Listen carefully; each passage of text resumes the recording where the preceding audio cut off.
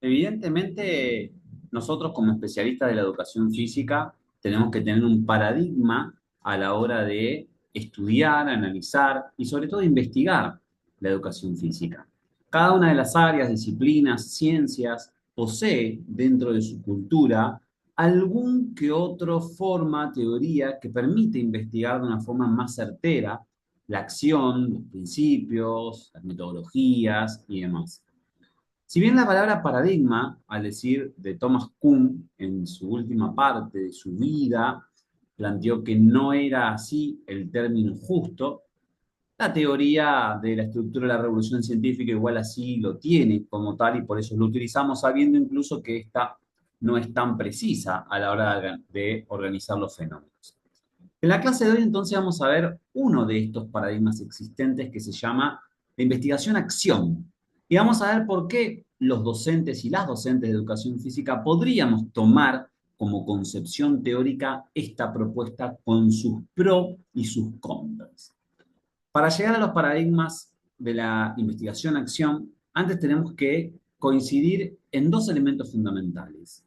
La forma discursiva en la que construimos conocimientos en la educación física pueden pasar tanto de un discurso academicista, que es propio para las regulaciones propias de un espacio técnico, pero con un compromiso general al respecto, un conocimiento de un discurso científico que tiende más a la coherencia lógica y que las lógicas de su estructura permean mucho más con ciencias que no son colindantes, como la pedagogía, como la psicología, como la ciencia y educación, por ejemplo.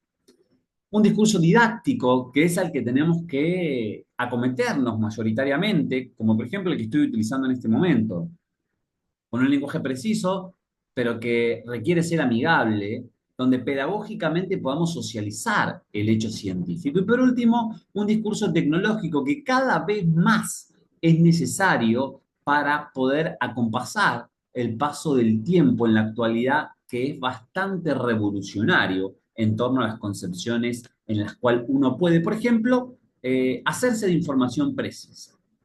En este sentido, sabemos que tenemos que utilizar la CTS como teoría brillante de nuestras propuestas de elaboración de proyectos, pero sin embargo eso a veces tiene una identificación de que la realidad es totalmente cambiante y entonces una investigación tiene que ser entendida al menos con las siguientes características.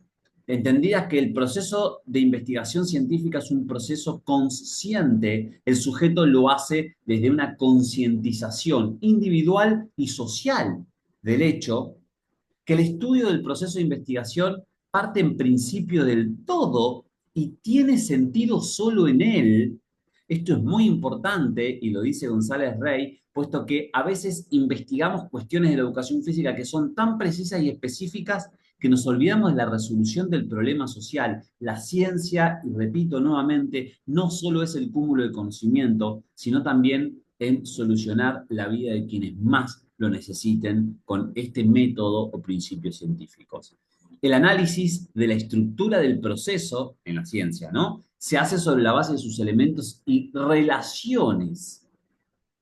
Ahora vamos a ver algunos ejemplos en la clase cuando ustedes lean el desarrollo.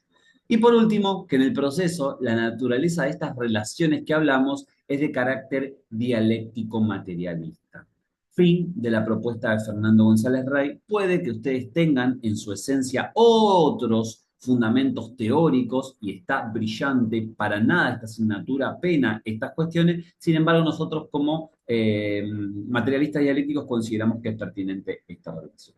Si nosotros lo vemos así, podrían existir tres fases en las cuales sus límites son borrosos, pero son fases en sí que tienen que ver la primera con la determinación del objeto a investigar, que es la estructura, con la representación propia de esa estructura, que es la situación modélica o el modelo, y por último, el problema a resolver, que puede ser la teoría. Digo puede porque muchas veces en la educación física solucionamos temas de cuestión empírico, que no está mal, pero que limita también la posibilidad de que la educación física siga siendo tratada de esta forma. Si es así, La realidad, que es el constructo en el cual nosotros nos paramos para observar el todo, o sea, el todo de la educación física puede ser no solo una clase, sino también la clase más las personas que están por fuera de ese aula, sino también la escuela, el contexto, el lineamiento curricular,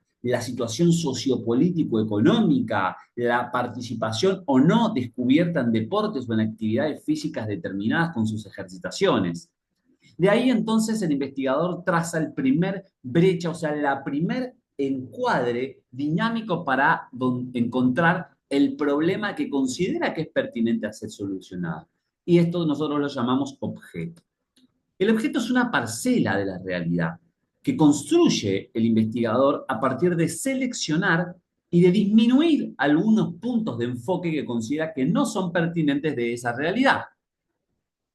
En segundo está donde se va a parar dentro de ese objeto, que es un espacio más pequeño. Si el problema está en la didáctica de la clase, que hay muchas personas que están apáticas, por ejemplo, y bueno, un campo de acción sobre ese objeto podría ser la relación docente-estudiante. Podría ser la verificación del tipo de temperamento entre el docente y el estudiante.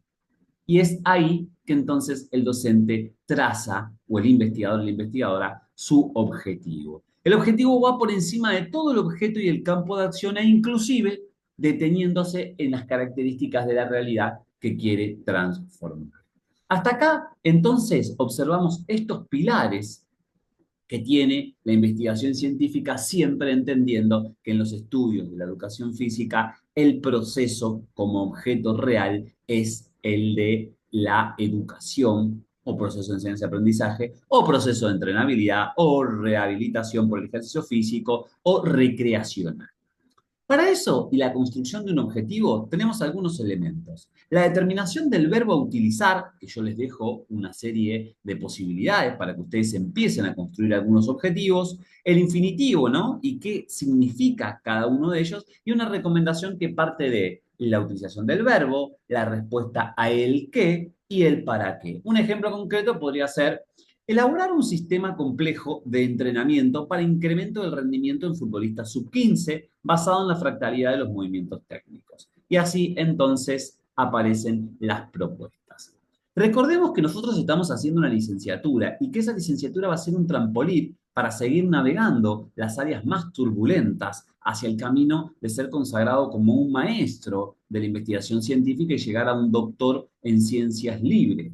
En este caso, yo les dejo los objetivos que tiene la formación, tanto del licenciado, del magíster o maestría, del doctor de una especialidad o el doctor en ciencias.